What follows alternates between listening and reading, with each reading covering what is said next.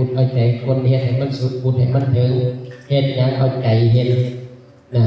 มีโอกาสหน่อยก็ได้ให้ต้องตั้งใจหลายข้อมูลนะเพราะว่าอย่างเอาเฮ็ดซ้ำนี้ยังส่งผลต่อชีวิตเฮาซ้ำนี้เอาเฮ็ดหลายกว่านี้มันต้องส่งผลต่อชีวิตเฮาหลายกว่าเก่าเพราะมันเจือจางวิบากให้กับตัวเองนะเกิดสติเกิดปัญญามีบารมีธรรมอยู่ในตัวแล้วไม่ตกมองได้ก็บ่ฮู้จักเข้าประทุเลยเพราะมันเห็นธรรมเป็นนอนป่วยอยู่เป็นอุเบกขาเป็นยังก็ได้อุเบกขาเพราะเอาอุเบกขาเป็นพิจารณาร่างกายสังขารมันก็เที่ยงมันเปลี่ยนแปลงอยู่ตลอดเวลาความเจ็บความปวดมันเป็นทุกข์พิจารณาเป็นอุเบกขาเบิ่งเห็นแล้ววางลงเห็นแล้ววางลงเห็นแล้วว่างลงเป็นปวดอันใดกับเบิ่งมันเบิ่งมันจนมีความรู้สึกว่าไม่ไปจับความเจ็บปวดนั้นพระเจ้าเคยปวดแห้งๆมาปวดจนแบบคล้ายๆเหมือนอยากจะถอดจิตออกจากร่างตัวเองเพราะร่างสังขารมันปวดแห้งเพื่อเขาเป็นไข่เพื่อเขาถึงมีดบาดทั้งสิ้นอดทนในขณะที่เขาอดทนนี่เขาพยายามเอาจิตออกจากความปวดสังเกตเบิ่งว่าพยายามเอาจิตถอยออกจากความปวดถอยออกจากความปวดถ้ามันมีกำลังมันก็สิเบิ่งนั่นเด้เบิ่งความปวดเบิ่งนี่บ่เขาเอิ้นว่าเวทนานี่บ่เขาเอิ้นว่าวิญญาณเห็นมันขนาดมันมีซ้ำนี่มันก็ยังถูกซ้ำนี่อันนี้หลายก็เลยสิทุกข์ซ้ำแต่อะไรที่มันมีมาเนี่ยแต่มันหอบความทุกข์มาด้วย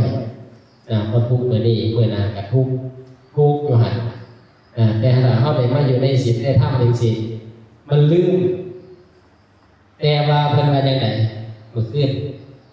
ทุกข์หยังก็บ่ซ้ำมีหนี้มีหนี้ทุกข์แม่นบ่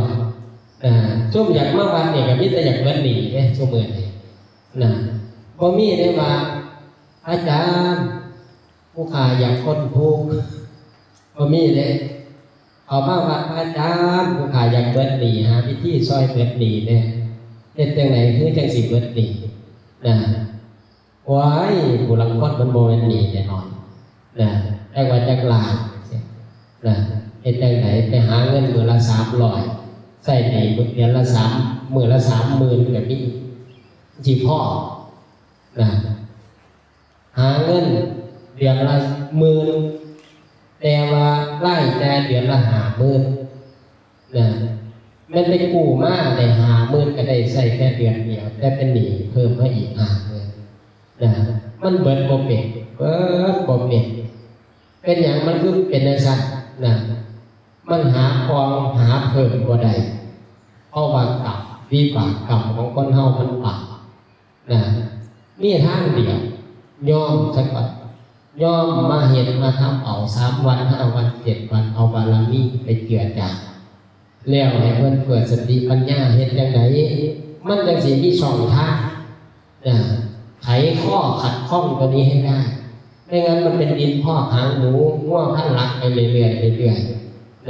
เพราะแม้ว่าเฮาขี้ข้านบางเทื่อก็ขยันอยู่แต่ว่าพอไปลงทุนเข้าไปเจ๊งลงทุนอันนี้ก็เจ๊งลงทุนนั้นก็เจ๊งไปกู้มาก็ต้องใช้หนี้เขาอันบ่